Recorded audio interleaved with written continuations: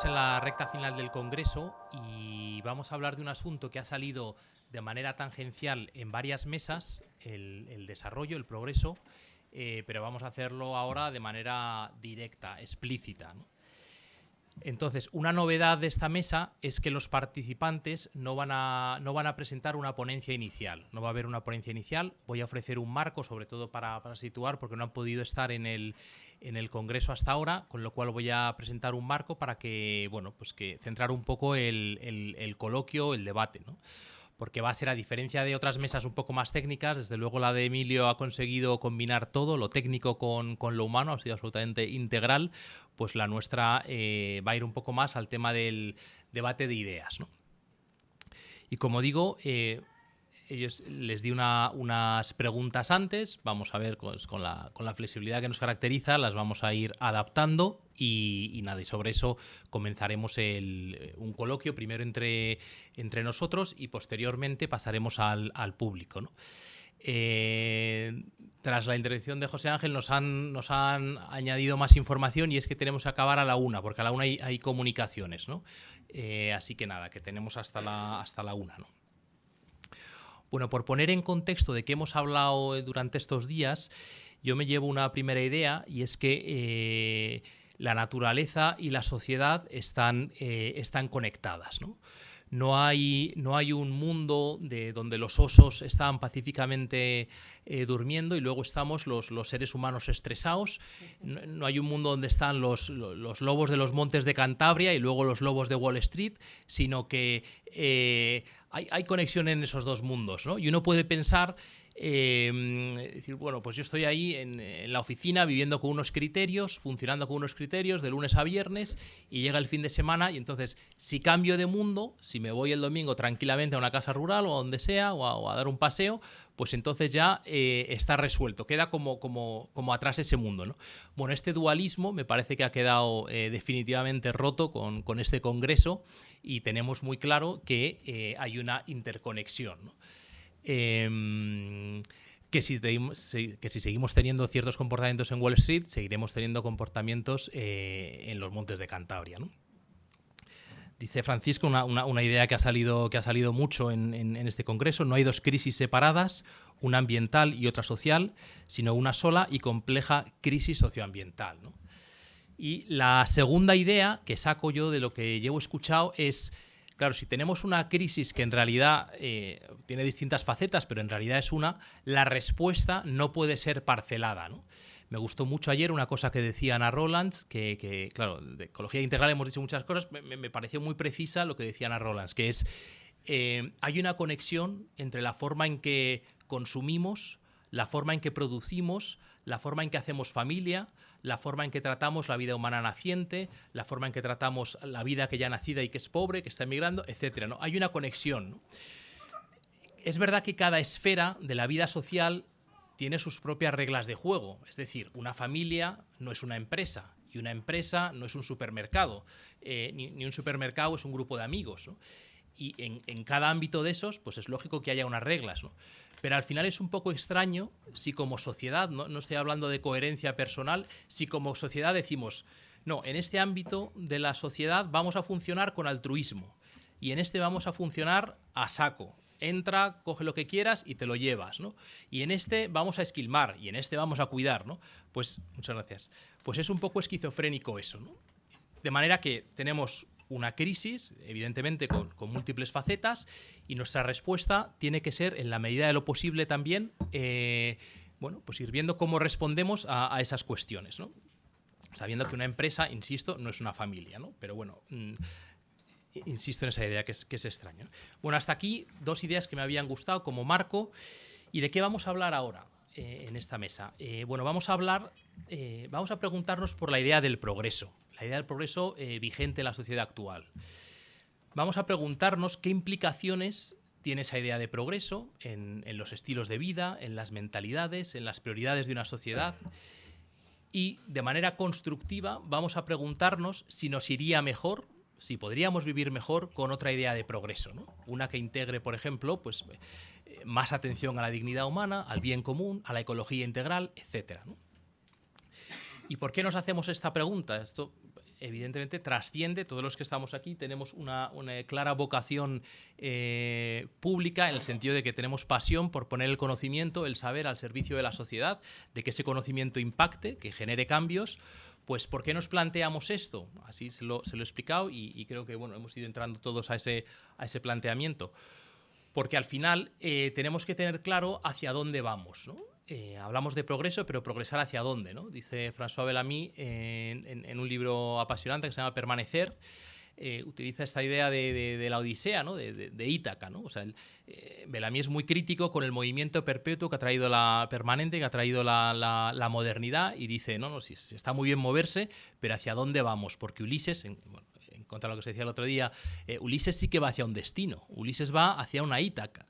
Y ahí le espera una mujer con un nombre concreto, con un rostro concreto, con un hogar concreto, etcétera, ¿no? Pues nosotros como sociedad, ¿hacia dónde vamos, ¿no?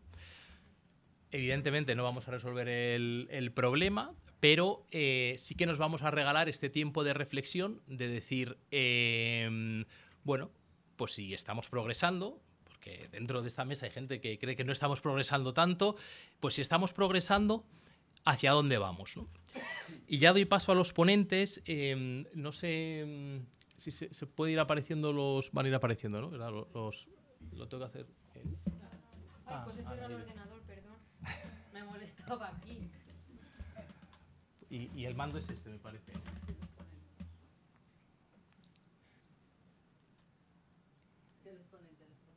Me los ponen ellos. Sí, vale. Pues nada, entonces más que...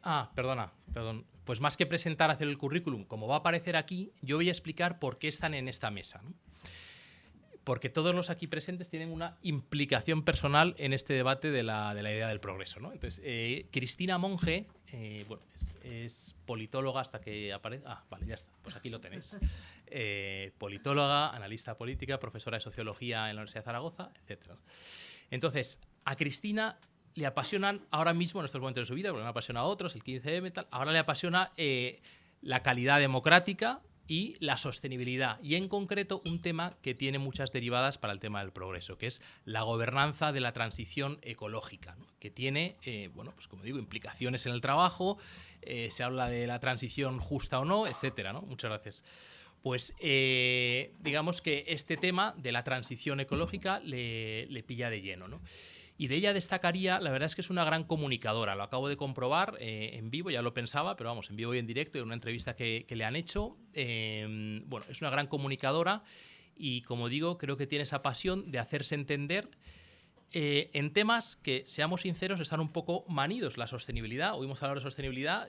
Otro día estaba con la ecología integral desayunando con mi hija de 4 años y digo, madre mía, todos los productos, o sea, la leche es ecológica, todo es ecológico, ¿no? Y digo, al final nadie puede decirme, elige esta leche porque es la más buena, o sea, hacen falta los mensajes, evidentemente, pero bueno, al final dices, en este contexto en el que se ha trabajado tanto este tema, me parece que se toma la molestia de hacerse entender con enfoques distintos, ¿no? Es decir, hablemos de la transición ecológica, pero vamos a hacerlo con un enfoque distinto a cómo lo está enfocando. Y eso, yo creo que desde el punto de vista intelectual es un trabajo que siempre hay que agradecer, ¿no?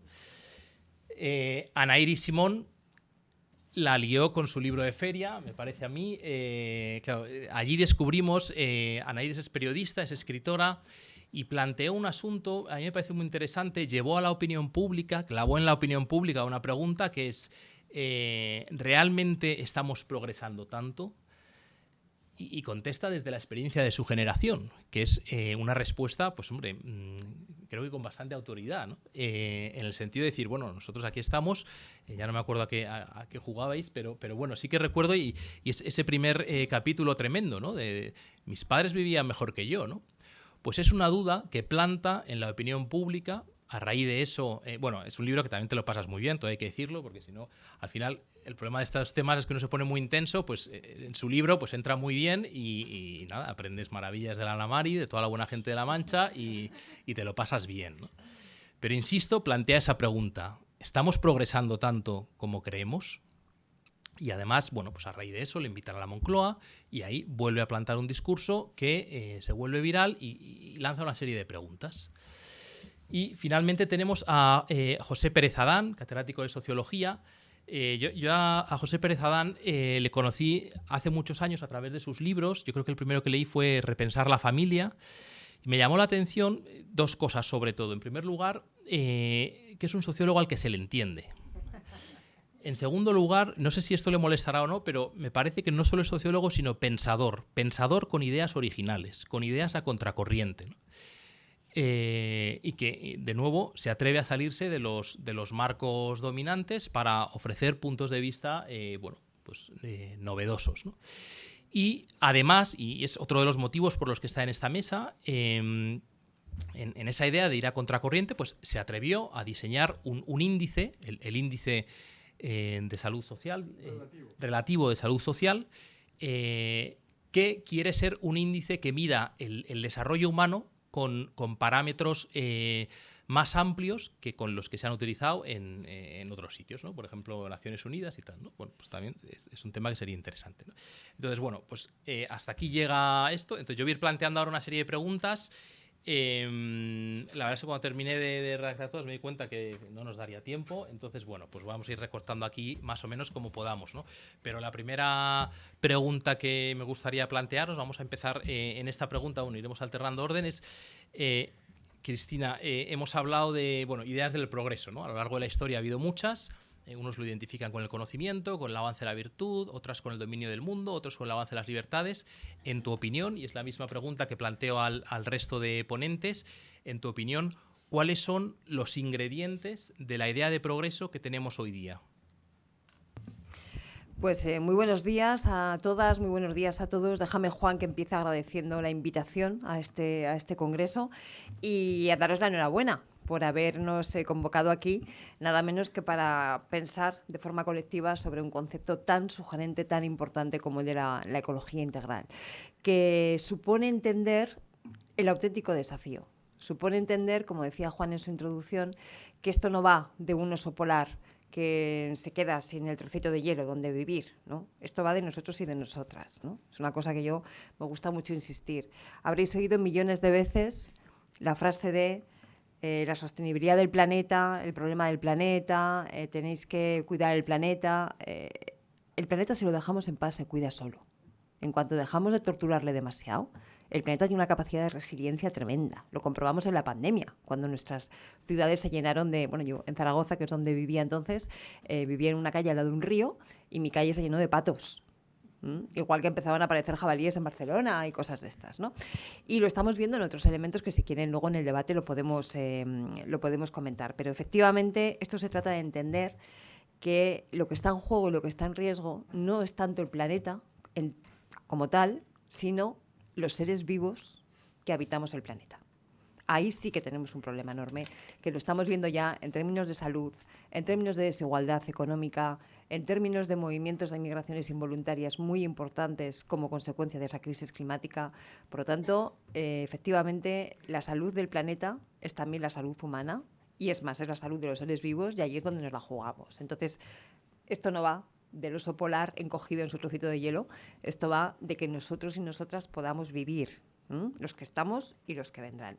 Y creo que es muy acertado, Juan, hablar de la idea de progreso asociado a esto. No se ha hecho siempre, ni se hace en todos los sitios, porque normalmente se entiende esto de los temas ambientales como una cuestión, pues bueno, pues de no dañar el medio ambiente y tal. Pero claro, es que va mucho más allá, porque como no va del oso polar, sino de todos nosotros, eso implica replantear no solamente nuestra relación con el planeta, que ya de por sí eso sería mucho, sino que eso nos lleva a replantear nuestra forma de producir, nuestra forma de consumir, nuestra forma de vivir, en definitiva, el todo. Y ahí aparece esa idea de progreso como el horizonte al que tenemos que aspirar. Una visión del desafío ambiental acertada, para mí, tiene que incorporar una idea de progreso. Y tiene que incorporar una idea de progreso en lo concreto. No me vale ya con lugares comunes, ¿no? De una ciudad habitable, bueno, porque es una ciudad habitable, ¿no? O un país más resiliente. ¿Qué es un país más resiliente? Tenemos que empezar, en realidad, a concretar cuál es esa idea de futuro. Y esto creo que en el plano del diagnóstico es uno de los grandes problemas que tenemos ahora mismo. Yo soy profe en la Universidad de Zaragoza, doy clase a los grupos más, este año, los grupos más pequeños, de primero, de carrera, y luego ya a los máster, ¿no? Y además soy madre de un hijo de 18 años. Y además soy socióloga y politóloga, con lo cual yo intuyo cosas en mis alumnos, en mi hijo, tal, y luego me voy a los datos, me voy a los estudios, etcétera. Y creo que puedo decir con bastante seguridad que estamos en un momento en el que para el conjunto, dejadme que hablara solamente de España, por favor, que es lo que yo estudio, ¿eh? Lo podría hacer extensible incluso a Europa, pero igual era un poquito arriesgado por mi parte. Entonces ahora mismo me voy a centrar para dar algún dato aquí en España. Para el conjunto de la ciudadanía y de forma muy especial para los jóvenes, nos hemos cargado la idea de futuro. No existe. El futuro es un sitio apocalíptico al que nadie quiere ir. Es un lugar donde vamos a morir a chicharros por una ola de calor o con una inundación tremenda provocada por la crisis climática, donde un robot nos va a quitar el puesto de trabajo y nos va a suplantar nuestra identidad mediante la inteligencia artificial, o donde vamos a ser invadidos por no se sabe qué hordas de gente que va a venir de no sé dónde. Esa es la imagen del futuro que entre todos hemos construido y que a día de hoy se percibe socialmente. ¿Alguno de ustedes querría ir a ese sitio? Yo, desde luego, no tengo ningún interés, ¿no? Quizá por eso estamos viendo la generación de jóvenes que más rotundamente dicen que no quieren tener hijos y que lo dicen con absoluta seguridad. Otra cosa es lo que luego harán, no lo sé. Pero el hecho de que lo digan ya me parece muy significativo. Quizá por eso alguien, desde luego no yo, que no pertenezco a esa área de conocimiento, pero alguien del ámbito de la psicología o de la psiquiatría, debería explicarnos si esto tiene algo que ver con el incremento de problemas de salud mental o de intentos de suicidios por parte de jóvenes y adolescentes. Es decir, estamos generando una imagen apocalíptica que, lejos de despertar una sensación de necesidad de cambio que impulsa a la acción y al cambio de comportamientos, de actitudes, etcétera, etcétera, lo que hace cuando alguien tiene miedo, ¿qué es? Paralizar. Si yo tengo miedo y estoy en la selva y me entra miedo, ¿qué hago? Me quedo quieta, ¿no? Bueno, pues estamos generando una imagen del futuro como algo que no existe, como algo apocalíptico y que nos está paralizando cuando estamos en un momento en el que justamente tendría que ser lo contrario. Justamente necesitaríamos empezar a tomar actitudes proactivas para construir ese futuro. Y ese futuro o ese progreso es una idea que necesita ser repensada. No nos valen los clichés habituales, no nos valen los marcos de pensamiento anteriores, porque todos los marcos de pensamiento anteriores, absolutamente todos, más progresistas, más liberales, más a la izquierda, más a la derecha, partían de una a priori común, que era una visión productivista. Necesitamos producir mucho, consumir mucho y, por lo tanto, alrededor de esa idea generamos nuestra economía, nuestra sociedad, nuestra política. Veníamos de eso. Ahora hemos descubierto que el planeta tiene unos límites. Cuando digo ahora, por favor, permítanme hacer la broma, porque íbamos hablando de esto desde los años 60. Pero bueno, parece que empezamos a convencernos de que efectivamente el planeta tiene unos límites que no se pueden sobrepasar. Y eso nos obliga a repensar toda esa idea de progreso. Incluso hay ya corrientes de pensamiento que dicen que la transición ecológica lo que tiene que hacer es definir en Europa una especie de estado de bienestar 5.0. Es decir, que repiense el papel de lo público, de lo privado, del conocimiento, muy importante en sede académica, hablar de cómo hay que repensar el mundo, el papel del conocimiento en esta transición ecológica, para definir, y ojo, que aquí viene lo difícil, para definir de forma colectiva cuál es esa idea de progreso. Porque ideas de progreso podrá haber muchas en función de planteamientos, aproximaciones ideológicas o teóricas. Podrá haber muchas. Y tiene que haber muchas encima de la mesa. Desde una concepción democrática pluralista necesitamos que haya muchas visiones diferentes de cómo definir el progreso. Y necesitamos debatir entre todas ellas. Para mí ese es el principal debate político que en estos momentos afrontamos como humanidad. Y de hecho, déjenme que diga una ingenuidad para que se rían un poco, yo soy de las que le hubiera gustado en esta campaña electoral de las europeas, como las anteriores, las generales, son tantas, que la campaña hubiera sido una confrontación de ideas sobre qué opina cada cual o cuál es la propuesta de cada cual para afrontar la transición ecológica. Porque ideas hay muchas, ¿eh? Y visiones hay muchas, distintas. Hay visiones conservadoras, hay visiones más progresistas, hay visiones que se sitúan dentro del decrecimiento, hay visiones que dan más papel a la tecnología. Hay muchas visiones. Y eso es lo que tendríamos que estar discutiendo hoy, para ver cuál puede ser la idea de progreso que nos ayude a caminar conjuntamente. ¿Lo dejo de momento aquí? Muy bien. Si todo lo que sea, cuanto vayamos siendo concisos, podremos plantear más preguntas. Muchas gracias, Cristina. La verdad es que me ha interesado mucho lo del estado del bienestar 5.0, pero bueno, vamos a seguir avanzando. Ana Iris, si quieres decirnos tú cómo ves la idea de progreso vigente hoy día. Claro, yo por hablar de la idea de progreso realmente existente y no por hablar de la que me gustaría a mí que fuera, recojo el guante de Cristina hablando de los jóvenes y de esa futurofobia, ¿no?, de Héctor G. Barnes, que también lo mencionabas tú. Yo creo que, al contrario que ella, demasiado tranquilos estamos los jóvenes. Lo veo en una cuestión que ya no hablo del cambio climático, no hablo del planeta o de la calidad democrática, sino de la guerra en Europa. O sea, están sonando tambores de guerra en Europa. Hace unos meses la portada del País era nuestra ministra diciéndonos que estábamos a las puertas de una guerra. Y oye, nuestra juventud está tranquilita. No ve la posibilidad de que en Europa haya a día de hoy o en lo venidero una guerra. Entonces, yo creo que demasiada confianza. Hoy la ilustración de El Roto me ha hecho mucha gracia porque eran dos señores tumbados en la calle, mendigos, y decía, joder, macho, temo que el estado de bienestar pueda quebrar. Y le decía al otro, ¿qué dices? ¿Estás loco? O sea, yo creo que resume muy bien el sentir de mucha gente, de, bueno, ¿cómo va a quebrar? ¿Cómo todo aquello en lo que confiamos y a lo que hemos fiado nuestra cosmovisión puede quebrarse en cualquier momento? Y esto se relaciona muy estrechamente con algo que tiene mucho que ver con la idea de progreso que actualmente es hegemónica en Occidente, que es la concepción de la historia como una línea recta. Como una línea recta que nunca se interrumpe, algo ridículo, porque en la historia europea hemos visto cómo se interrumpen constantemente, con 2 guerras mundiales, en España con una guerra civil. A esta visión de la historia se oponen otras lecturas, como por ejemplo la de Spengler, que en La decadencia de Occidente nos habla de las civilizaciones como un organismo vivo, como una planta que nace, crece, se reproduce si tiene suerte y acaba muriendo, ¿no? Y que yo creo que en muchos sentidos es más certera. Entonces, en nuestra noción de progreso está eso, la historia como una línea recta que va siempre adelante, y ojo al que cuestione eso. Y la idea hegemónica de progreso tiene mucho que ver con una cita de Esteban Hernández que a mí me encantó, que en uno de sus artículos en El Confidencial decía, nuestra idea de progreso es más cachivaches y derechos sociales. Claro, derechos sociales ya no quedan muchos por conquistar. A mí cuando habla Yolanda Díaz, que habla mucho de esto de hay que ampliar el horizonte de derechos, digo, coño, ¿cuántos quedarán ya por sumar a la lista? Porque no se me ocurren muchos. Pero, y más cachivaches, por supuesto, ¿no? Cuando le preguntas a cualquiera por qué vive mejor que sus abuelos, probablemente te liste una serie de objetos en los cuales, o una serie de tecnologías que nos permiten, es cierto, vivir mejor. Pienso en mi abuela, que se le murieron 3 hijos, gracias a Dios y a la ciencia.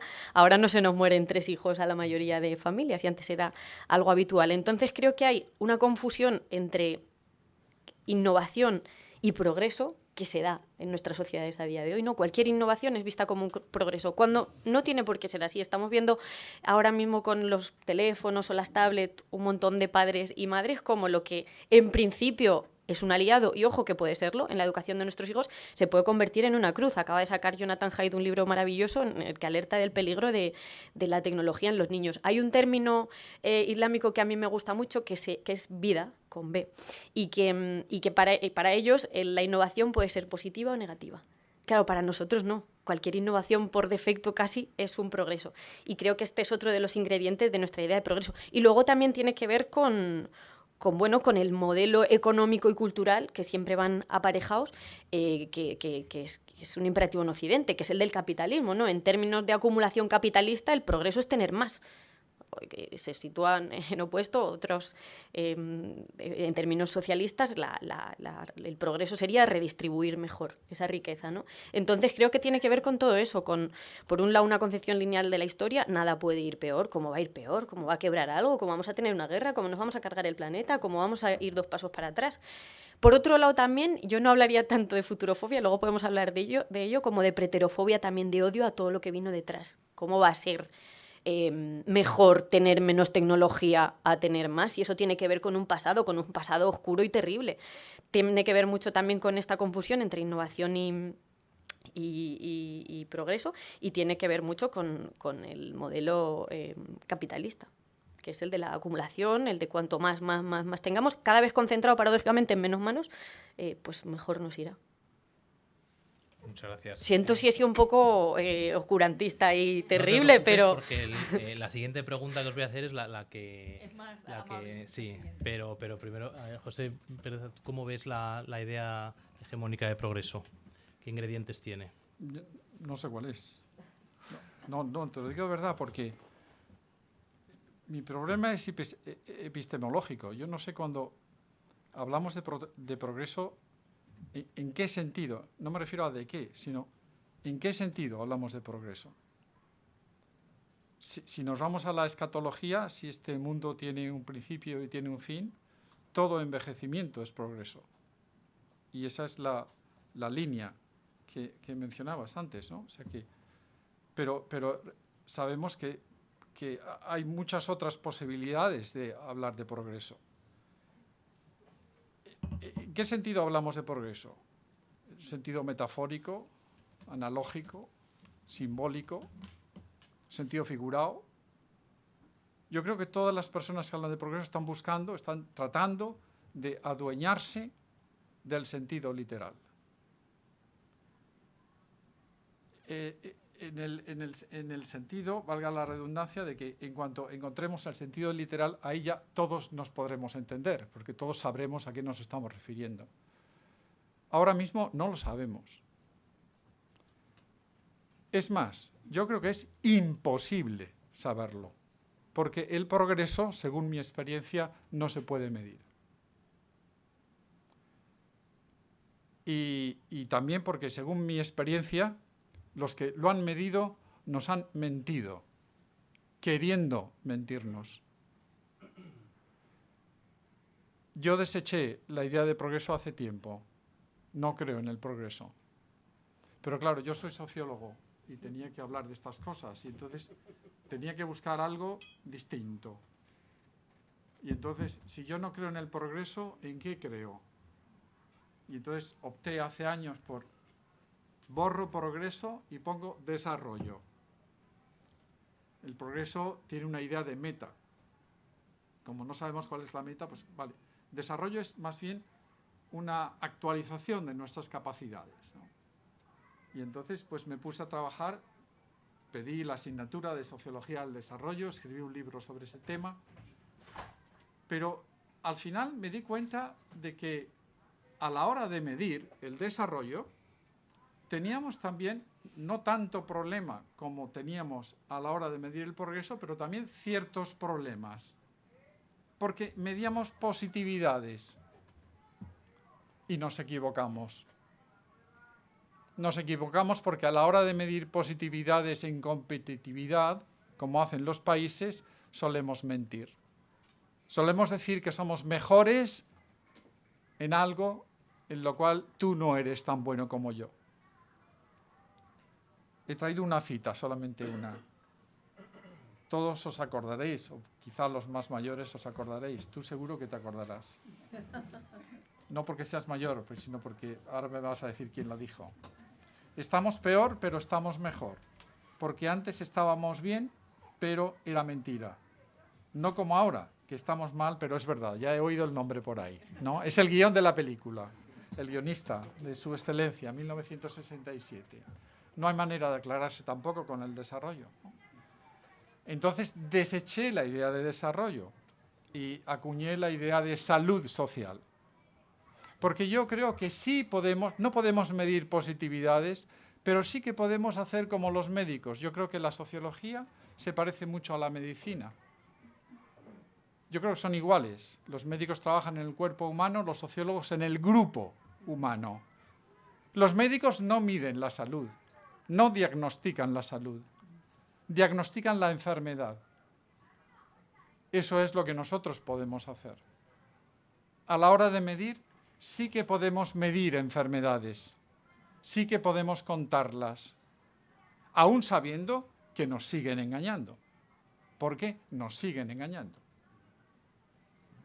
Yo tuve una experiencia, he tenido dos experiencias nefastas en mi vida de trabajo en organismos internacionales. La primera de ellas fue en la sede de los que se dedican a medir el desarrollo en las Naciones Unidas, que está en Kenia, en Nairobi. Estuve allí 3 meses y allí es donde me di cuenta de que efectivamente mienten. O sea, los gobiernos del mundo mienten dando sus datos a los organismos internacionales. Mienten, dan datos falsos. O no tienen los datos a propósito y entonces se los inventan. El dato que a mí me resultó más llamativo comprobar su falsedad es el de la esperanza de vida.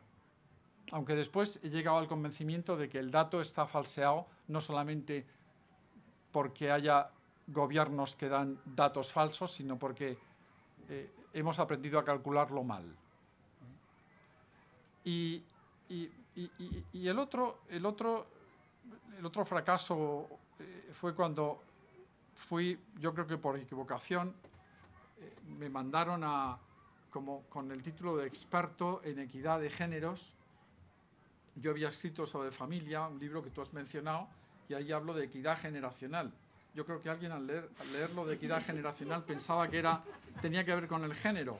Y entonces me envió a Estrasburgo como experto en equidad de géneros para elaborar un informe del Consejo de Europa sobre equidad de géneros. Y entonces elaboramos el informe. Era un informe sobre equidad de géneros y entre el grupo de expertos yo era el único varón. O sea, empezamos mal. Pero acabamos peor, porque nosotros elaboramos un informe, lo pasamos allí a los burócratas, después lo leí cuando salió, no tenía nada que ver con lo que habíamos trabajado. O sea, nada. O sea, es una cosa curiosa, ¿no? Como, en fin, se pierden en los circunloquios de la burocracia, se pierden cosas y lo que nos llega a nosotros, pues no son verdad, ¿no? O sea, hay un me estoy enrollando, pero quiero acabar. Sí, vamos Mejor acabo. Vale. Después, si acaso, en las preguntas. Vamos avanzando a la siguiente pregunta, que además no me atrevo a hacerla, porque acabas de decir que no crees en la idea de progreso y era la siguiente pregunta, que cuál sería la tuya, ¿no? Pero entonces voy a empezar con Ana Iris, vamos a ir alternando y eso me da tiempo a pensar si te pregunto eso o no. ¿Qué ingredientes, preguntaba por la hegemónica, en tu opinión, o sea, sin caer en los mundos de Yuppie, ¿no? De que nos gustaría el progreso, pero bueno, sí un poco si tuviéramos que diseñar, como decía al principio, esa Ítaca, o sea, ¿qué 2 o 3 puntos al menos incidirías más? ¿Dónde pondrías tú el acento en estos momentos? ¿Hacia dónde podemos ir? ¿O qué te gustaría ver reflejado más en el debate público porque se está hablando menos de los asuntos? ¿O sí, en tu idea de progreso, ¿no? Claro, yo creo que esto tiene muchas vías de concretarse, hablando por ejemplo de familia, o hablando por ejemplo de trabajo, hablando de... Vamos a pasar ahí ahora.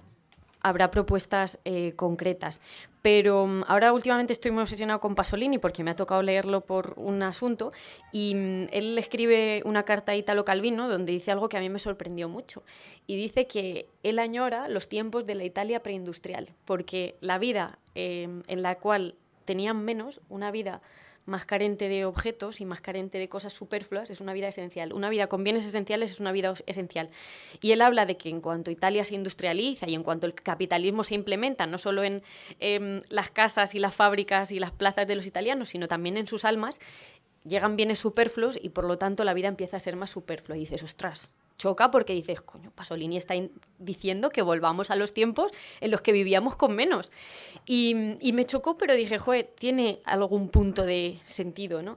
Y yo creo que lo más sencillo para mí es plantear que para mí el progreso pasaría, obviamente en lo material, por la redistribución de la riqueza, porque no vayamos a donde en efecto estamos yendo, que es a la acumulación del capital en cada vez menos manos y desigualdades cada vez mayores. Pero creo que también tiene que ver con lo antropológico, ¿no? Que no tiene sentido. Yo recuerdo que yo participé en el 15M y siempre que volvía a casa de dormir en sol le decía a mi madre me decía, está muy bien todo eso que decís, pero también es una crisis de sentido y de valores. Y yo le decía, no, mamá, eso es lo que quieren que creas. El problema son los burócratas de Bruselas, los hombres de negro, BlackRock, y el problema es todo eso, el problema es la troika y muchas otras cosas, pero el problema es también de sentido, de valores. Cualquier modelo económico tiene un modelo antropológico que corre en paralelo a él y entonces yo creo que también la propuesta debe ser antropológica, ¿no? De volver a poner en el centro, y esto todavía más políticamente incorrecto que lo que decía Pasolini, la existencia de lo sagrado, que hay cosas sagradas en el mundo, que sigue habiéndolas aunque vivamos de espaldas a ellas, de espaldas a todas ellas, y pasa, yo creo, por resacralizar el mundo, por reencantar también el mundo, por darle un significado más allá de lo material en todos los sentidos. Y estaré siendo muy etérea, pero claro, tiene aplicaciones concretas también, tanto materiales como culturales, a ámbitos concretos, pero así en general creo que son esas dos cosas. No te preocupes porque la pregunta era etérea. O sea, Cristina, que seguimos con la misma pregunta, vamos a hacerla a los tres. ¿Qué ingredientes para una idea de progreso, dices tú que es uno de los debates centrales, bueno, ¿qué estás echando de menos en el debate actual sobre ese asunto? ¿Qué añadirías? Vamos, sin pretender hablar de todo, pero ¿qué 2 o 3 cosas ves necesarias meter ahí? Venga, vamos a intentar subrayar los elementos que son fundamentales, ¿no? Yo creo que tenemos aquí un enorme riesgo que hemos de ser conscientes de ellos, ¿no? Y es eso que Bauman en su libro póstumo llamaba la retroutopía. La retroutopía consiste en echar mano de un pasado idealizado que en realidad jamás existió, para querer volver a ese sitio que se convierte en un espacio de seguridad en el que tú ya conoces.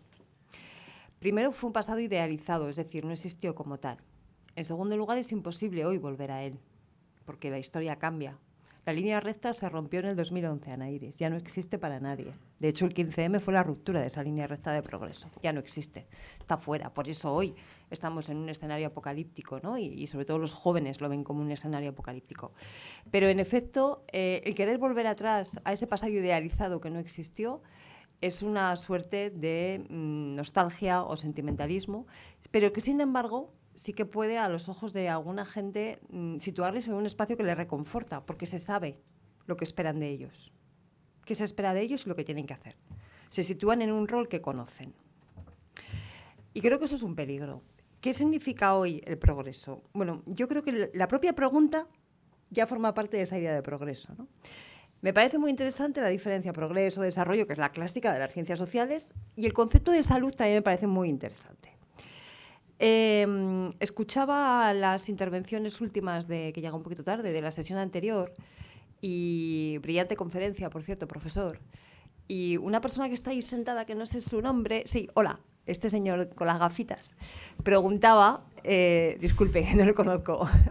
Javier, pues Javier preguntaba, y me ha gustado muchísimo porque he dicho, qué bueno, o sea, qué bien es esto, ¿no? Decir, oye, mira, yo de temas de estos de incremento de temperaturas y tal no sé nada, entonces puedo leer a la EMET o puedo leer tal, pero ¿cómo entiendo yo un dato, no? ¿Cómo sé si es verdad o no es verdad? No. Para mí, esa es la clave de la idea de progreso. ¿Qué le estaba pasando a Javier? Miren, lo mismo que le pasaba al 67% de la población española en el mes de octubre del año 2020, cuando en plena pandemia se empezó a ver que había vacunas disponibles y, sin embargo, el 67% de los españoles decidieron que no se querían vacunar. Los sociólogos nos llegaban esas encuestas y decíamos, no es posible.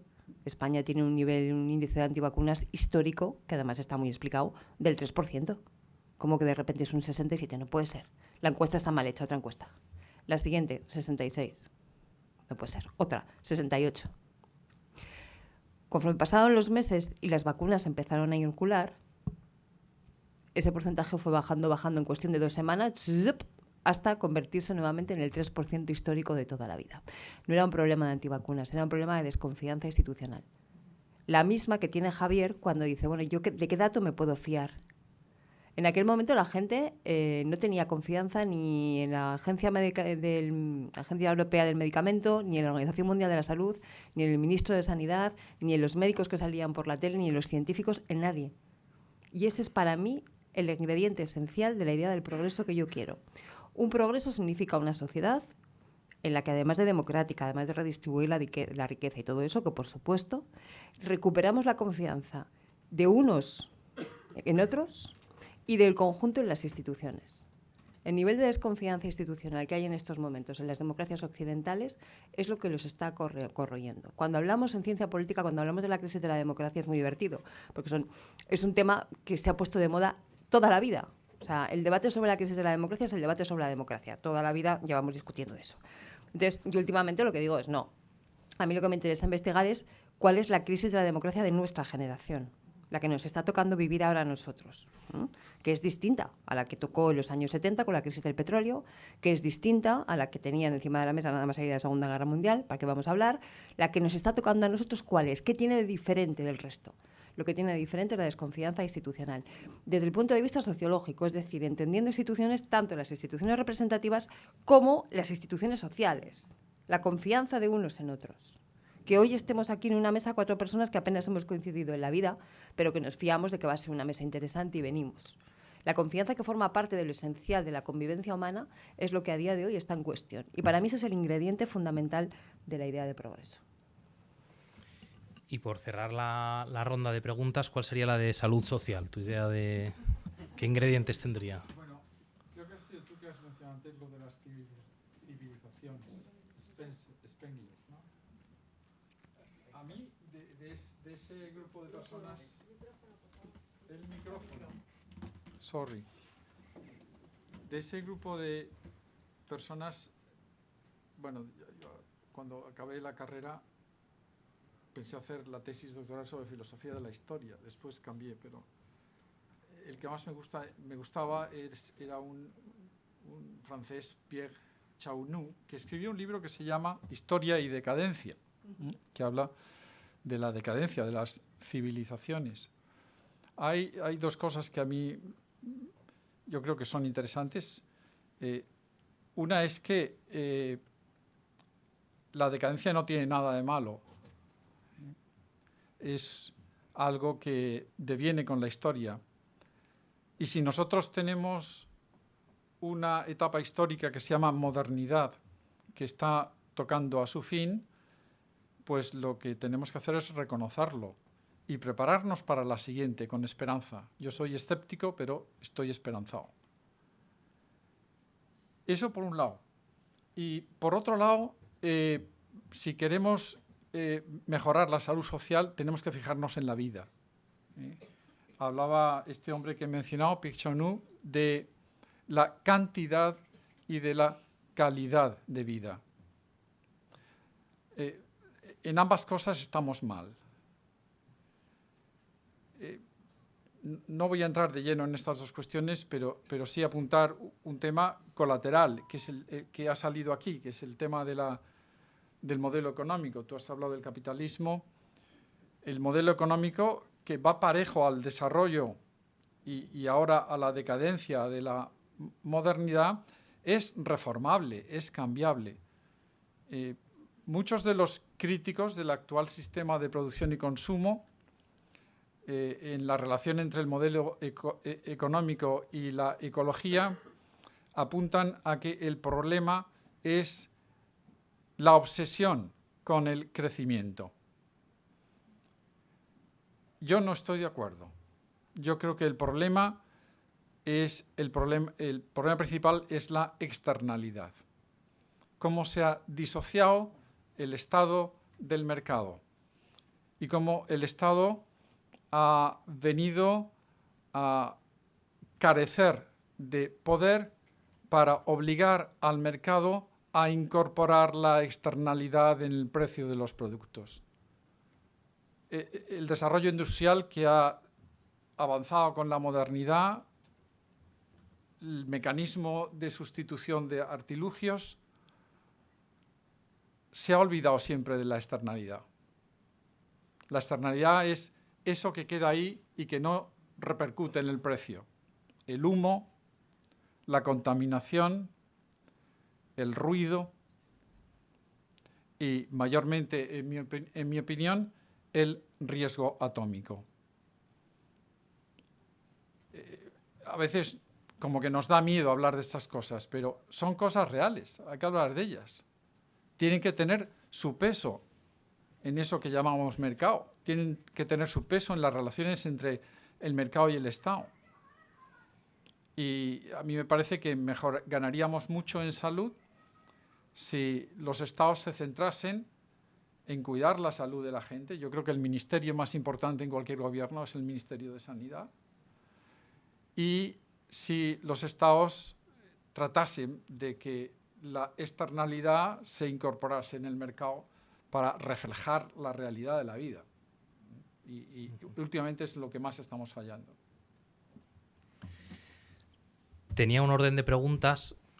Veo que algunos compañeros saben que me cuesta mucho saltarme el orden que tenía previsto, pero lo voy a hacer en atención a Ana Iris, que quería aterrizar y pasar enseguida a temas concretos. El primero que aparece en la pantalla es familia-trabajo, ¿no? Hace un par de años, el Comisionado para la Infancia de Inglaterra, es un organismo independiente. Es verdad que lo elige un gobierno con un color político concreto, pero en principio hace informes independientes. Bueno, pues al poco de llegar, no recuerdo su nombre, esta persona, al cargo, pues elabora un informe para medir cómo está la familia, el estado actual de la familia, ¿no? Y llega a diversas conclusiones, ¿no? Y saca yo cuando lo leí, sobre todo me llamaron la atención dos, no es que solo sacara esas dos conclusiones, pero vamos, yo me quedé con esas dos, ¿no? La primera es que muchas madres, muchos padres y muchos hijos pequeños quieren pasar más tiempo juntos. No todo el mundo, pero un porcentaje muy amplio, sí, ¿no? O les gustaría, ¿no? No significa que lo hagan, pero les gustaría pasar más tiempo juntos, sobre todo con hijos pequeños. Ya con hijos adolescentes no daba el dato, ¿no? Pero hijos pequeños sí, ¿no? Y la segunda idea es, cuando esto ocurre, cuando madres, padres e hijos pequeños están más tiempo juntos, la sociedad sale ganando. Y mencionaba dos direcciones. Bien porque hay más felicidad, más civismo en la sociedad. O sea, no solo ganan los felices, sino el conjunto, ¿no? O sea, porque se mide porque hay menos soledad, hay menos fracaso escolar. Bueno, una serie de bienes que acaban repercutiendo no solo en el núcleo familiar, sino en el conjunto de la sociedad, ¿no? Y entonces, a raíz de esto, el propio comisionado lanza una propuesta que es implementar la perspectiva de familia. Era un gobierno conservador, pero vamos, todo lo que puede ser conservador, un gobierno de Boris Johnson que en la línea de lo que hablábamos antes es una mezcla heterodoxa más que conservador, ¿no? Pero bueno, dice, incorporemos una perspectiva de familia para que cada ministerio se plantee cómo incide el Ministerio de Salud, el Ministerio de Consumo, el Ministerio de lo que sea, de Cultura, pues cómo incide las medidas que sacan en la familia, ¿no? Hoy en día la noción de perspectiva de familia cambia mucho según qué partido la enarbole, ¿no? O sea, qué partido tome esto como bandera, ¿no? Al margen de siglas, a mí me gustaría preguntaros, por concretar, ¿qué sería para vosotros una perspectiva de familia? O dicho de otra manera, ¿qué políticas a favor de la familia veríais más oportunas en el contexto actual? Medidas para facilitar la vida a las familias. O sea, el tiempo familiar es una cosa a tener en cuenta, o sea, cómo les facilitaríamos a las familias ese tiempo familiar, pero bueno, cualquier otra que se os ocurra. Y empezamos contigo, Cristina, seguimos luego con Ana Iris y con José Pérez Adán, ¿no? Perfecto, pues venga, vamos a ir aterrizando brevemente. A mí lo que me gustaría entender es la perspectiva de familia como algo que se conjuga en plural, perspectivas de familias, de los diferentes tipos de familias que existen hoy en nuestras sociedades, cada vez más plurales, más diversas y más complejas, incluyendo aquellos que optan por no formar una familia, que existen y forman parte de nuestra sociedad.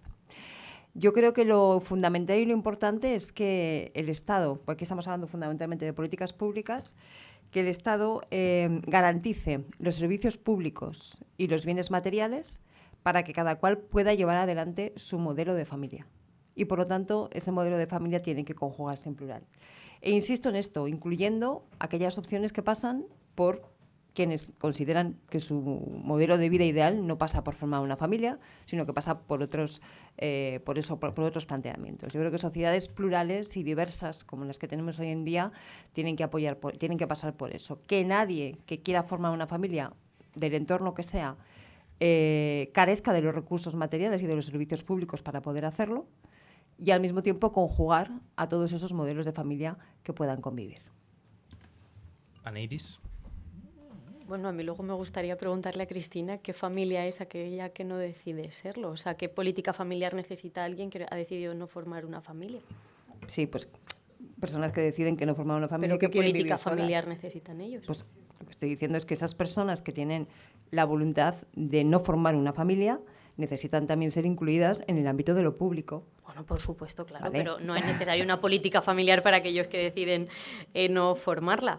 Bueno, yo pero creo que... a nivel de servicios sociales, por ejemplo, que de lo que estamos hablando aquí, o de derechos sociales, tendrán que estar incluidas. Hombre, no aquellas los vamos a personas. excluir de la sociedad, ¿no? Aquellos Gracias. que no tengan una familia no tienen derecho a sanidad Bueno, ni a educación. ya, pero es que la perspectiva de familia tiene que incorporar eso. De lo mismo que la perspectiva de género tiene que incorporar todos esos géneros, como se comentaba anteriormente de manera muy acertada, la perspectiva de familia también tiene que incorporar a aquellos que consideran que no quieren tener familias, ¿no?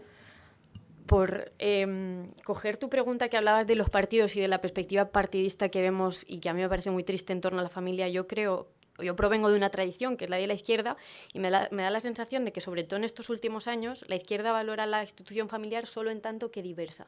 Solo en tanto, y lo hemos visto con la ley de familias, ¿no? Solo en tanto que la familia sea diversa, como la mía. Yo tengo mis padres separados, mi hermano es homosexual, o sea, me falta alguien verde y muchas veces me han dicho, es que defiendes la familia, entonces defiendes la familia tradicional. Y yo decía, bueno, si tú lo crees. O sea, y por otro lado, la derecha ha pecado muchas veces de lo contrario, de defender la familia solo en tanto que estructura formal compuesta por un padre, una madre, un perrito, un niño en Thermomix, mejor 7 clase media, media alta, y entonces entre esos dos polarizaciones dejamos huérfanos a un montón de gente, tanto ideológicamente como atendiendo a la realidad de la familia. Yo creo que la familia es una cuestión de fondo y no de forma. Y el fondo de la familia es el amor. Pero por hablar de cuestiones concretas, la primera medida, yo creo, concreta que se puede tomar es que las familias pueden existir, ¿no? Un gran medidor es que la brecha entre los hijos deseados y los hijos que tienen las españolas, porque es a quien se encuesta, es una de las más grandes de Europa, ¿no? Hay un montón de jóvenes que quieren ser padres y madres y no pueden. Y yo creo que no pueden, no por las circunstancias presentes tanto, sino por esa desconfianza bueno, hablaba, también decía Cristina, ¿no? Que mencionabas Retropía de Bauman y decías que es un peligro esto de volver a un pasado idealizado que nunca fue así. Yo creo que es así, por ejemplo, son datos de FEDEA que nuestros padres, mis padres, que tienen ahora 50 y pico años, 56, en los 80 cuando tenían mi edad tenían mejores condiciones laborales que yo debido a la temporalidad laboral. Son datos, no es o el acceso a la vivienda, ¿no? O sea, son puros datos. O la legislación laboral, que esto sí que es un dato, la legislación laboral con la que convivieron mis padres en su treintena era mejor que la legislación laboral que yo tengo ahora. Tenían más derecho tenían más días por año trabajado, es un dato, no es debatible. Tenían más días por año trabajado del que tengo yo ahora con la reforma laboral del PSOE. Entonces, yo no tendría miedo esto es una cosa que dice Simone Weil, que habla en el periodo de entreguerras en el que ella vivió, habla de cómo si ante un futuro negro a los jóvenes les impedimos mirar al pasado y les decimos que solo había negritud, nunca van a ver luz y solo van a ver y a caer en el nihilismo. Entonces, yo no tendría miedo de plantear aquello que iba antes mejor, la construcción de vivienda pública, que en España se construyó vivienda pública durante unos años y de repente somos uno de los países de Europa también, el segundo por la cola creo, que menos invierte en vivienda pública. Ojo, que eso también ayuda a las familias y ayudaría a miles de jóvenes que quieren serlo. Y yo no tendría miedo en mirar al pasado y rescatar aquello que nos sirvió. Por otro lado, por hablar de propuestas concretas, yo abordaría la brecha maternal. Se habla muchas veces de brecha de género, obviando que la brecha de género es la brecha maternal, la brecha de aquellas mujeres que deciden que quieren ser madres. Ahora se habla mucho de altas directivas, de techo de cristal, y ojo que la mayoría y esto está estudiado también desde la sociología, participaba hace poco en un congreso en el que hablaban los sociólogos y economistas que plantearon en Ciudadanos la brecha maternal y no ha recogido ese guante ningún otro partido. Yo no soy sospechosa de que me guste Ciudadanos, pero no está en el debate público apenas, ¿no? Por otro lado, guarderías públicas de 0 a 3, o sea, es un drama que en nuestro país 0 a 3 no esté contemplado. Cuando queremos promover, y bueno, ya no hace falta ni promoverlo, ¿no? Es una realidad que las mujeres se incorporaron al ámbito laboral y nos incorporamos al ámbito laboral sin ninguna red estatal que fomente que tengamos hijos y podamos dejarlos ahí. Y bajas de paternidad y maternidad. A mí también me hace mucha gracia que la izquierda, que de boquilla es la que menos habla de la familia o por lo menos yo creo que ha dejado y ha renunciado a ella en el debate público, plantea bajas de paternidad y maternidad más extensas y la derecha defensora de la familia no las quiere aprobar y dices, pero aquí estamos, o sea, no erais vosotros los que defendíais la familia. Y por otro lado, ayudas directas a las familias, directas o indirectas. Si aceptamos, que también es un término reaccionario ahora, este de invierno demográfico, que lo que tenemos ante nuestros ojos es un invierno demográfico, pues la manera de revertirlo pasa por la economía, lo primero, ¿no? Por la posibilidad de fundar una familia. Perdón, José, si os parece, os voy a pedir, si queréis hacer una réplica por alusión, que la incorporéis en las siguientes respuestas, porque si no, yo tengo aquí el tiempo y estoy muy pendiente, ¿no? Pues nada, José. Pues yo quiero empezar dando las gracias a mis compañeras porque estoy aprendiendo mucho. O sea, hay cosas que no se me habían ocurrido. Vamos a ver. Y perdón al moderador porque voy a decir una cosa que no... Yo no estoy de acuerdo con la perspectiva de familia. Pero ahora voy a decir por qué. Vamos a ver. Primero, el problema no es un problema de dónde ponemos el dinero. Es decir, de dónde se puede el Estado ganar el dinero. El Estado y la familia son cosas antitéticas, como el Estado y la Iglesia. O sea, decirles, pónganse ustedes de acuerdo, es decirles, van ustedes a padecer a costa del que tiene más poder, ¿no? O sea, no. Entonces, por eso yo no estoy de acuerdo con la perspectiva de familia. No me gusta que el Estado mangonee en la familia. Sí estoy de acuerdo con la perspectiva de los niños. Nuestra política se hace desde el punto de vista de los adultos exclusivamente. Y eso me parece muy negativo. Los niños son personas. En algún libro mío he defendido el derecho al voto de los niños. Y hay varios modos de hacerlo. De hecho, hay algunos tipos por ahí que lo están implementando. Bien, yo creo que iría por ahí. O sea, la manera de mejorar las familias sería ayudar a los niños, que no cueste tanto como cuesta ahora. Pero remitiéndome a lo que he dicho al principio, yo creo que las familias se beneficiarían más si en vez de dinero recibiesen poder de decisión, poder para considerarse unidad. Y eso implica reconocerlas como sujeto social. Que la familia sea un auténtico sujeto social, como ahora lo es el individuo, como ahora lo es el Estado, la familia también. Sujeto de derechos con responsabilidades concretas. Es un problema también de tipo jurídico, pero todo esto hay que repensarlo. Yo no creo que se pueda repensar dentro de la modernidad. Yo esto lo plantearía para después. Por eso quiero que se acabe cuanto antes. Bueno, la verdad es que van saliendo todo tipo de debates. Qué pena que como moderador no pueda participar también del debate. Puedo, ¿no? Bueno, pero como os he pedido contención, pues me voy a aplicar el mismo criterio, ¿no? Entonces, bueno, seguimos avanzando, al menos por plantear una pregunta de la economía y otra de la cultura de la vida.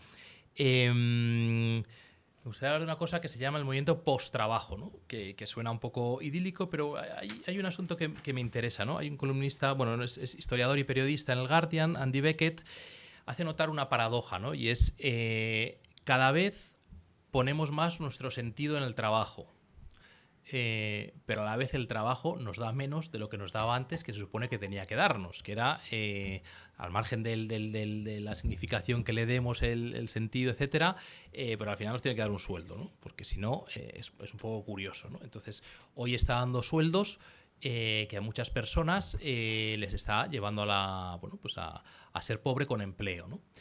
Entonces dice, bueno, tenemos esta gran paradoja y entonces frente a esto y otras cuestiones, otras tendencias que va citando, dice, empieza a haber un movimiento que va tomando cuerpo en la sociedad, sobre todo vinculado más a partidos de izquierdas. Bueno, desde luego ha sido uno de las banderas de Sumar, de Podemos también, que plantean también como una medida para reequilibrar los tiempos en la sociedad, ¿no? Si decimos que nos gusta tanto cuidar, pues en un momento dado habrá que reservar algunas horas al cuidado, no solo a producir, ¿no?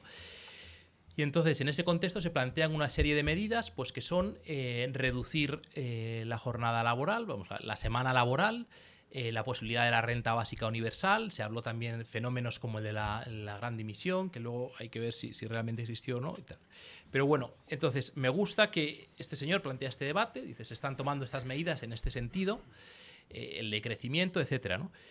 Y plantea un panorama que es, bueno, si realmente hiciéramos caso de este movimiento post-trabajo y trabajáramos todos un poco menos, articulando lógicamente los medios alternativos que nos permitan no perder también niveles de ingreso, dice, probablemente tendríamos, dice, una vida más tranquila, más igualitaria, más comunitaria, más placentera, más reflexiva, más comprometida políticamente, más satisfecha. En resumen, gran parte de la experiencia humana se transformaría, ¿no?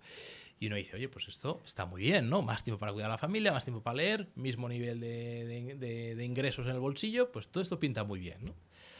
Claro, objeción que surge en el otro lado, ¿no? Hay una primera objeción que es, ¿y esto quién lo paga? Que es, digamos, el de los críticos de todas estas medidas, ¿no? Podemos ponerle siglas en España, pero la verdad es que no me apetece mucho entrar al tema de las siglas, como se está pudiendo ver. Es decir, ¿esto quién lo paga? Esto es muy bonito, en principio gusta a todos, pero ¿quién lo paga, no? Y segunda objeción, no olvidemos que el crecimiento económico es lo que nos permite tener esto, ¿no?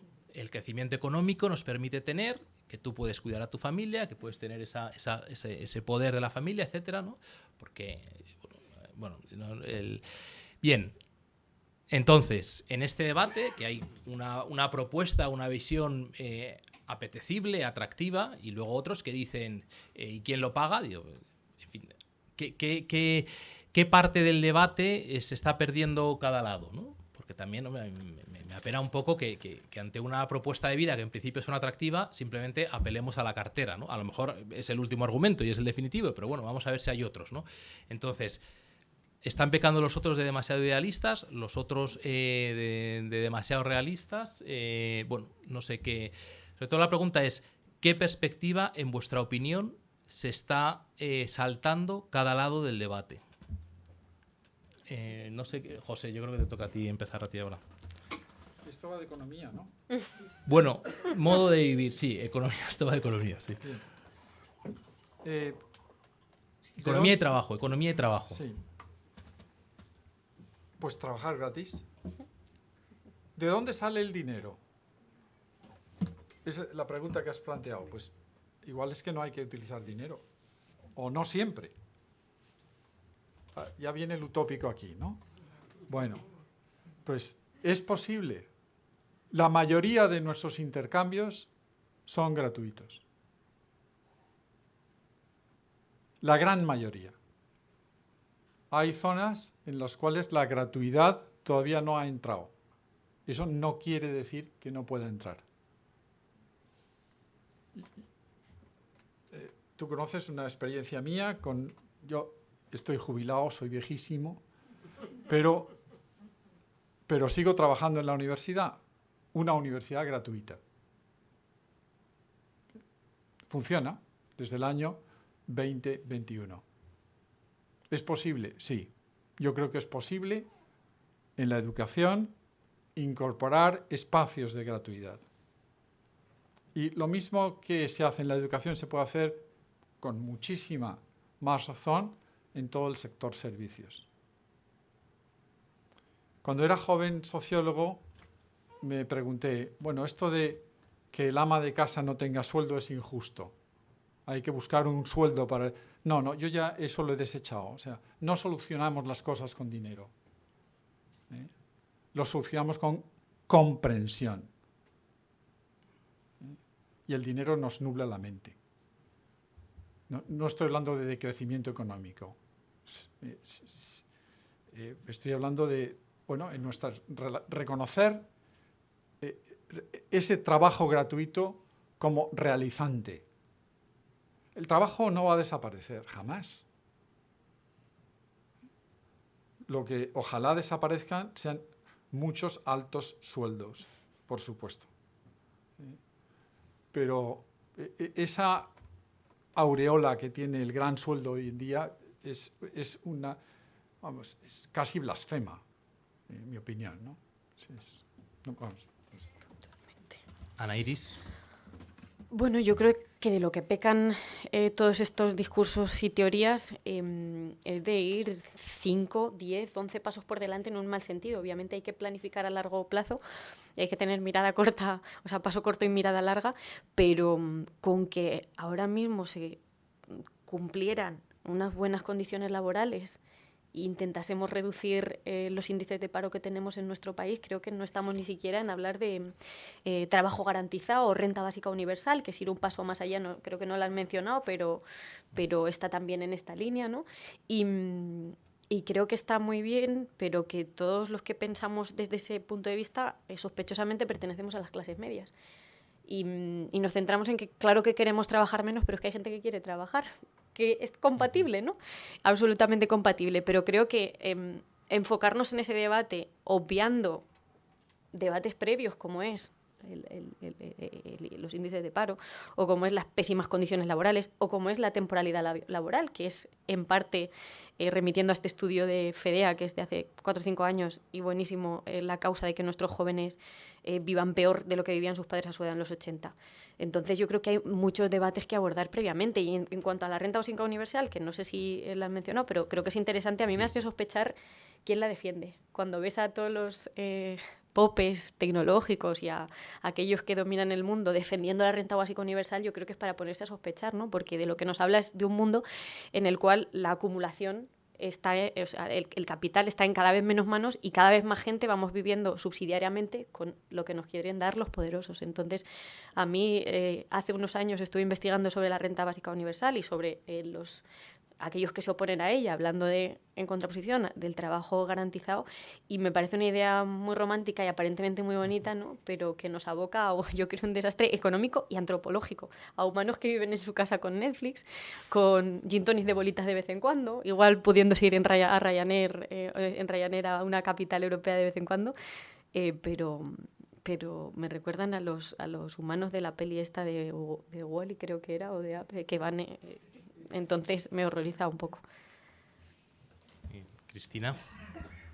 Bueno, pues qué bien que traigamos aquí en este contexto estos debates, ¿no? Que me parece que hay que plantearlos en este marco, ¿no? Estamos juntando muchas cosas, entonces, por ir un poquito por parte, ¿no? El tema de la reducción de tiempos de trabajo no es nada nuevo. El tema de la reducción de tiempos de trabajo lleva aplicándose en países del norte de Europa y en países de corriente anglosajona del orden de una década. Hay estudios empíricos ya de resultados y se puede ver cómo hay un incremento de la productividad, cómo no hay pérdida ni merma de beneficios para el ámbito empresarial, cómo efectivamente se mejora la calidad de vida y, por lo tanto, lo que hay que hacer es planificar bien esa reducción del tiempo de trabajo. Pero ni lo estamos inventando ni es tan nuevo. O sea, está ya, se está aplicando ya en muchas sociedades y está medido con una medición de impacto rigurosa con diferentes metodologías que se pueden contrastar. Por lo tanto, yo creo que eso es una cuestión de ver cómo se puede aplicar para que se aplique bien, ¿no? Porque eso sí que hay que hacerlo bien, hay que implementarlo bien. Pero eso a mí me lleva a un debate que me resulta mucho más sugerente, que es ¿qué es el trabajo? Cuando el profesor Pérez Adán está leyendo una novela que le inspira un paper académico, ¿está trabajando o no está trabajando? Cuando Ana Iris Simón está leyendo o viendo la viñeta del roto de esta mañana, ¿está trabajando o no está trabajando? Cuando yo estoy en el cine viendo no sé qué peli y de repente de ahí me surge una idea para una conferencia o desarrollo una investigación y tal, ¿estoy trabajando o no estoy trabajando? Y se dirá, hombre, nuestros trabajos son muy especiales. Sí, lo son. Pero cada vez hay más gente, más porcentaje de gente trabajando en cuestiones que tienen que ver con la gestión del conocimiento. ¿Todo el mundo? No. Por lo tanto, tenemos que diferenciar muy bien. Una cosa son trabajos manuales, otra cosa son trabajos de ámbito intelectual que son distintos. Y tenemos que definir bien qué es trabajo o qué no es trabajo. Yo cuando se habla de este tema de la reducción del tiempo de trabajo siempre pregunto, pues si yo estoy en modo trabajo continuo, porque nuestros trabajos consisten en tener la cabeza despierta. Por lo tanto, un comentario, esta mesa redonda, una película, una novela que lees, estás permanentemente con la cabeza ahí. Y eso también es trabajar. Entonces, tenemos que ir diferenciando bien qué tipo de trabajos estamos hablando en cada caso, dónde efectivamente se pueden plantear reducciones, dónde hay que aplicar otros criterios distintos, pero todo teniendo claro cuál es el objetivo, que el objetivo al final, volvemos al principio, el objetivo al final es vivir mejor. ¿Y qué es vivir mejor? Pues ahí es donde tenemos que darle. Y tenemos que situar este debate dentro del otro que es mucho más amplio. Renta básica universal. Lo mismo, la renta básica universal está ensayada ya en diferentes países con perspectiva de continuidad. Hubo un pequeño ensayo en Barcelona, pero se planteó desde el inicio solamente ya que iba a tener una duración determinada de 2 años, lo cual pervierte bastante la investigación. Pero la renta básica universal lleva implementada ya en varios países bastante tiempo.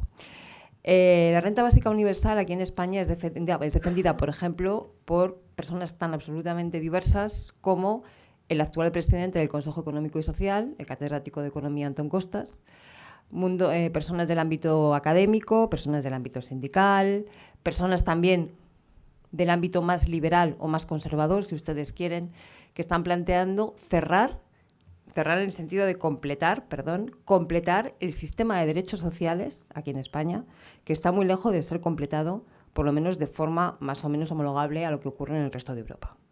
Por lo tanto, cuando hablamos de que hay que incrementar derechos sociales, uno de esos derechos sociales es la renta, puede ser algo que se parezca o que tenga el sentido de una renta básica universal. Y digo algo que se parezca porque también hay muchos modelos diferentes de renta básica universal. Pero básicamente tienen dos características comunes. Uno, que es una renta, es decir, un ingreso mensual X, y dos, que no tiene condicionalidad.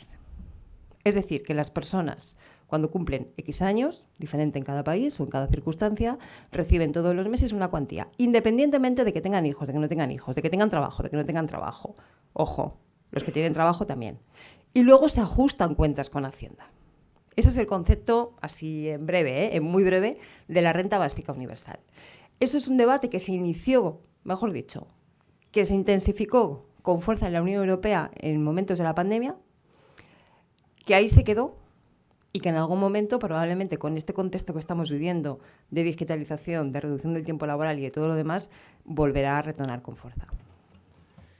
Y la última pregunta, no sé si... pues la última pregunta por cerrar el círculo y al menos garantizar que haya una de cada tema anunciado, para que, bueno, lo que habíamos anunciado, la cultura de la vida. La mentalidad utilitaria llevada hasta el extremo, o sea, es muy interesante ser muy útil, ¿no? Todos queremos ser útiles, ojalá esta mesa redonda sirva. El problema que es la mentalidad utilitaria, que es cuando pretendemos que el único criterio de valor y de estimación sea la utilidad, ¿no? Pues llevada hasta el extremo, la mentalidad utilitaria puede acabar siendo una aliada directa de la cultura del descarte, que es uno de los grandes temas que plantea también el Papa Francisco y en relación además con la ecología integral, ¿no? Al final, si hablamos de cultura del cuidado, hay que hablar de la cultura del cuidado de forma conectada, como decía antes, ¿no? Hay que cuidar al pobre, acogiendo toda vida vulnerable, el pobre, la vida humana naciente, a la espera de nacer, pues todas las formas de vulnerabilidades, ¿no? Iba a decir inmigrante, pero me parecería injusto meter a todos en el mismo saco, porque no todos están en la misma situación de vulnerabilidad, o sea que habría que distinguir ahí la situación de vulnerabilidad, pero en definitiva el Papa nos dice que dentro de la ecología integral una cultura del cuidado va a ayudar a frenar una cultura del descarte, ¿no? Me gustaría preguntaros, y con esto acabamos por mi parte, y no sé si dará tiempo a plantear alguna pregunta del coloquio, porque hemos empezado un poco más tarde, pero del coloquio con el público, digo, ¿qué fortalezas y qué debilidades veis en esta cultura del cuidado, ¿no? O básicamente, decid lo que se os ocurra sobre la cultura del cuidado y con eso acabamos. Si queréis empiezo yo. Perdón, no. Vale, y luego, si queréis... Ana, Iris, Cristina y José. Si queréis empiezo yo. Yo la dificultad que veo es que en muchas ocasiones en algunas ocasiones y en ciertos sentidos estamos remando a lo contrario. La cultura del descarte es vista como un progreso. Os voy a poner un ejemplo. Yo tengo un niño de 3 años que tiene una compañera de clase que se llama Iris. Y Iris tiene síndrome de Down. Y hace unas semanas tuvimos una excursión, nos quedamos las madres y pude hablar con la madre de Iris. La madre de Iris es súper progre, los padres que sois ahora rollo Montessori, su hija está educada de izquierdas, y le pregunté que cómo fue su embarazo. Y la madre de Iris me hablaba de cómo se había sentido incluso forzada a no tener a Iris porque tenía síndrome de Down. De cómo los médicos, y me dice, y no es algo que haya sufrido yo, es algo que cuando he hablado con más madres de niños con síndrome de Down es habitual. Que casi te digan, bueno, pues puedes no tenerlo, quizás sería mejor que te planteases. No ya te estoy hablando de en la familia, en la cual cada uno puede decir y pensar lo que quiera. No, te estoy hablando de una institución, poniéndome Foucaultiana, de una institución con bata como es un médico. Y me hablaba de cómo ella... poco a poco pues se ha ido dando cuenta de que ciertos discursos que se nos venden como un progreso pues pueden no serlo. Ella hablaba de cómo, claro, me decía el porcentaje de niños que son como Iris que no nacen y creo que era cerca del 80% y que le ponía los pelos de punta. Y claro, yo nunca me lo había planteado. Y esa madre se plantea también por qué mi hija o el 80% de los que son como mi hija no merecen vivir. Y cuando las sociedades del norte, en las que nos miramos muchas veces, el porcentaje es mucho mayor y dice, joder, ¿por qué una vida como la de Iris no merece ser vivida? ¿Y por qué no nos planteamos...? Claro, yo por la tarde se lo contaba a mi padre que es también muy de izquierdas, y le decía, joder, papá, es que prácticamente si queremos podemos hablar hasta de genocidio, ¿no? Es selección de los humanos que merecen la pena vivir y los que no. Y mi padre me decía, bueno, no me lo plantees, como que no quería ni siquiera abrir el debate ni pensar en esos términos. Y veo en este ejemplo cómo en algunos sentidos estamos remando justo a lo contrario y se nos llena la boca con los cuidados, con los más débiles, con los ancianos. Podemos ver en la pandemia, o sea, una sociedad que aparca a sus ancianos en residencias y a sus niños en guarderías, porque he defendido antes el 0 a 3, pero para mí lo ideal sería que ningún niño de 0 a 3 tuviese que estar institucionalizado. Entonces, una sociedad que rema en ese sentido y que ve como un progreso que los más débiles estén apartados de la familia o incluso de la sociedad no naciendo, pues es una sociedad en la que deberíamos plantearnos algunas cosas, ¿no? Porque vemos con horror cómo arrojaban niños por el Taigeto los espartanos, pero es que nosotros estamos haciendo lo mismo y no queremos verlo. Y lo siento por ser tan oscura también en esta última respuesta, pero me marcó mucho aquella conversación con la madre. Bueno, así bastante clara, más que oscura. Cristina, por el orden que había dispuesto. Vale, sí. Está teniendo bastante éxito últimamente un concepto que a mí me gusta mucho, que es el de One Health, de salud global, que hace alusión a la idea de los cuidados del planeta, de los ecosistemas y de las personas, entendiendo que la salud forma parte de un todo. Y yo incluyo también ahí la sociedad, ¿no? De hecho, me gustaba mucho cuando el profesor Pérez Adán hablaba de la idea de salud, ¿no? De una sociedad sana. Claro, podemos volver a pensar que es una sociedad sana. Y una sociedad sana es una sociedad menos desigual, es una sociedad que mira al futuro con optimismo, es una sociedad que tiene una idea compartida de progreso, eso, y muchas otras cosas, ¿no? Una sociedad que confía, antes hablaba de la confianza, que recupera esa confianza, con lo cual esa idea de salud creo que es muy interesante. Y asociada a la idea de salud viene la idea de cuidados, efectivamente. Unos cuidados que puedan hacerse, que tengan el sustento material suficiente para hacerse, que por lo tanto se garantice que todo el mundo tiene posibilidad de acceder a eso, y sobre todo unos cuidados, yo creo, desde mi punto de vista, distribuidos a través de mecanismos de protección y mecanismos que nos generen seguridad desde el punto de vista sociológico. ¿Qué quiere decir esto? Intento explicarme. Discutimos mucho, y sobre todo estos días está muy de moda todo el tema del debate en torno a la seguridad. Decimos que estamos en un contexto de inseguridad, que eso nos genera incertidumbre y miedo, ¿no? Y planteamos que necesitamos incrementar la seguridad. Tenemos que poner en contexto qué significa el concepto de seguridad hoy, y creo que eso es una discusión muy interesante. Una ciudad más segura, por ejemplo, para mí, es una ciudad que tiene más pequeños comercios abiertos, porque significa que cuando tú vas paseando por la calle hay comercio, hay vida, hay gente, y eso es una calle más segura que cuando no la hay. Una ciudad más segura es aquella que es capaz de producir al menos un porcentaje relevante de la energía que consume, y no una ciudad que no tiene ninguna capacidad de producir la energía que está consumiendo, como está pasando a día de hoy. Una ciudad más segura es una ciudad que tiene capacidad de producir al menos un porcentaje de los alimentos que consume. En la pandemia se hizo famoso un paper la verdad es que complejo, pero bastante interesante, en torno a la ciudad de Madrid, que es donde estamos ahora. Si la ciudad de Madrid tuviera que cerrarse a cal y canto por una pandemia, por una apoteosis, yo que sé, cualquier cosa, ¿no? Una filomena, una cosa de estas, que no pudiera entrar absolutamente nada, ¿Saben ustedes para cuántos días tiene alimento la ciudad de Madrid? Para 5 días. Pero es mentira. Porque en el momento en que se sepa que hay alimentos para 5 días, nos lanzamos todos al saqueo de los supermercados. Con lo cual, para media hora. ¿Mm? Bueno, pues esa idea de cuidados, de cómo nos cuidamos, entendiendo la idea global de una sociedad sana y de que cuidarnos significa cuidar el planeta, cuidar el entorno, cuidar la sociedad.